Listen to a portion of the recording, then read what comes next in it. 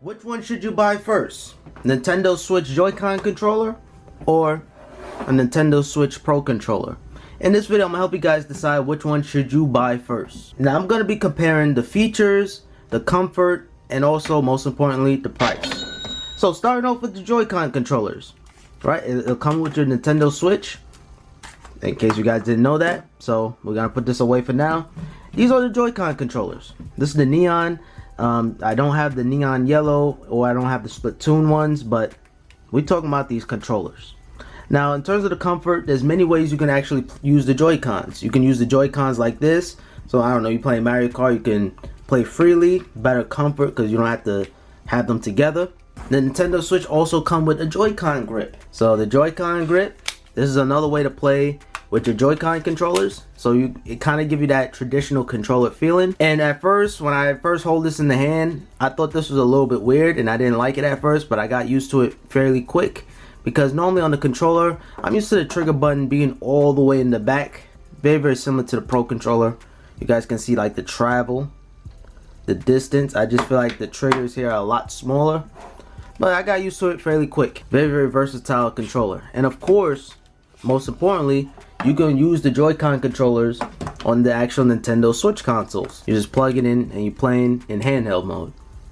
So, multiple ways you can actually use the Joy-Cons. I definitely do like the versatility of the Joy-Con controllers. It does feature a traditional D-pad. Now, these are like the button D-pads. So, maybe not good if you're playing like Street Fighter. It might be a little weird at first, but, you know, it's just something to get used to. Of course, this is your left stick. And of course, you can also use these two Joy-Cons as separate controllers. So, single pair of Joy-Cons. So, if you're playing Mario Kart, it's going to feel weird. It's going to feel like I need to go out and buy the Pro controller right away. Your SL and your SR buttons. So, you know, drifting and using your items if you're playing Mario Kart. But once you get used to this, it's really not too bad at all. It's not the end of the world.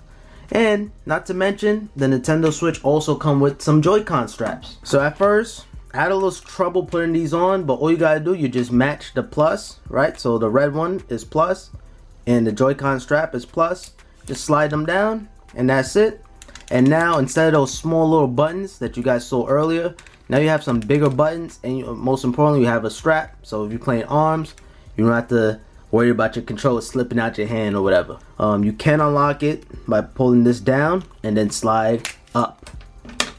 Not only are you getting that protection, you're also getting that, you know, slightly better comfort. There's multiple ways you can use them, and that's one reason why I love the Joy-Con so much. So obviously, one point, if you don't want any gimmicks, you just want to play the game with just extremely comfort and hours of play, the Pro controller is right for you.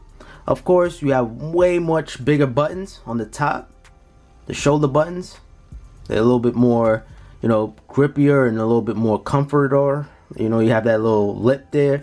So when you're pushing this button down, it's not like it's slipping out. So you guys can see. Let me focus that in. So you guys can see that little lip. Of course, you have this nice texture pad in there. So hours and hours of gameplay ready. And I like this little design. The see-through design kind of make it feel retro. And you have a real D-pad. So this is the Street Fighter controller. Obviously, the fighting stick is the real Street Fighter controller, but this is the closest thing, and this is a real D-pad. Now, if you own an Xbox One or an Xbox 360, mostly Xbox One, this controller feels fairly similar to it.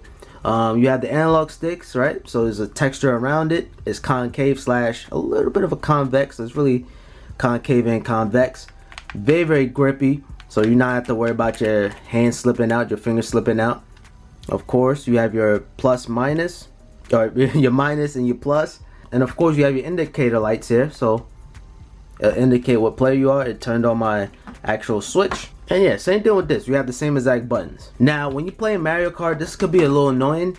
Like, the buttons, the screenshot buttons are so close to the actual accelerate button that you might accidentally push this by accident. So, happens to me a lot. I play, you know, I face my brother in some Mario Kart. Sometimes he pushed the home button. Sometimes he even hold this button and actually put the console on sleep mode, and we ended up losing the race. So that could be a little inconvenience, but I would say the Joy-Con controllers, they're good to start out with.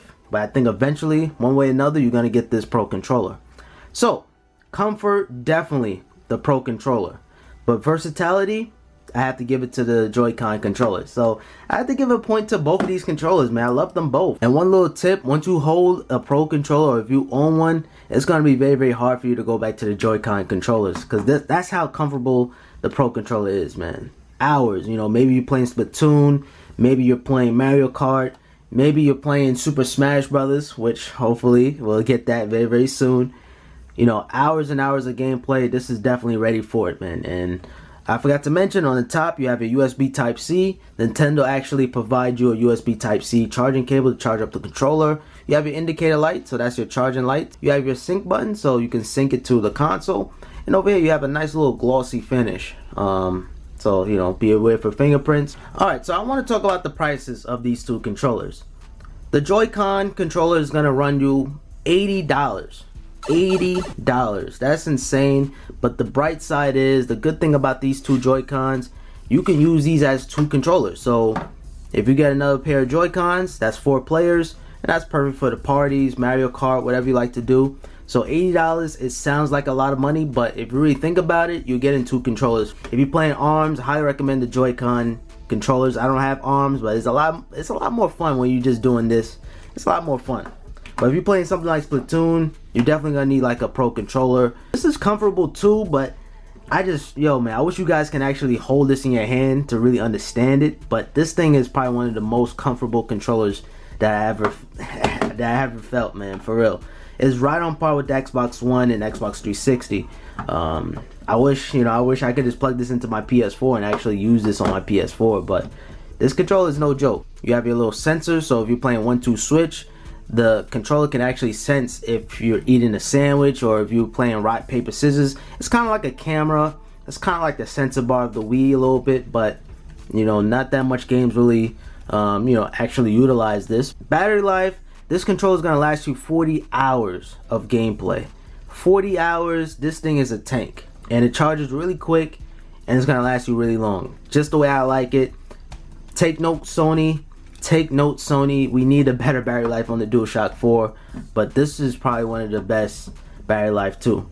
Now, in terms of the Joy-Cons, not really much of a battery issue. You know, by the time me and my brother done playing Mario Kart, I just put them right back on the Switch, and it's gonna actually charge it up like that. So, and that's about it. And I highly recommend the Pro controller. Make this your first buy first before anything, and then maybe save up again and get the Joy-Cons. I love the Pro controller. Mix matching the colors of the Joy-Cons is really, really, really nice. I know I'm very, very boring with the 2 neon colors, but hey, at least I'm showing you guys something. At least I'm not showing you guys the gray. And you know, the gray and the gray would match it perfectly. But yeah, in terms of aesthetics, I like the Joy-Cons better, but the Pro controller is no slouch either. Versatile, comfort. Versatile, comfort. Which one do you prefer?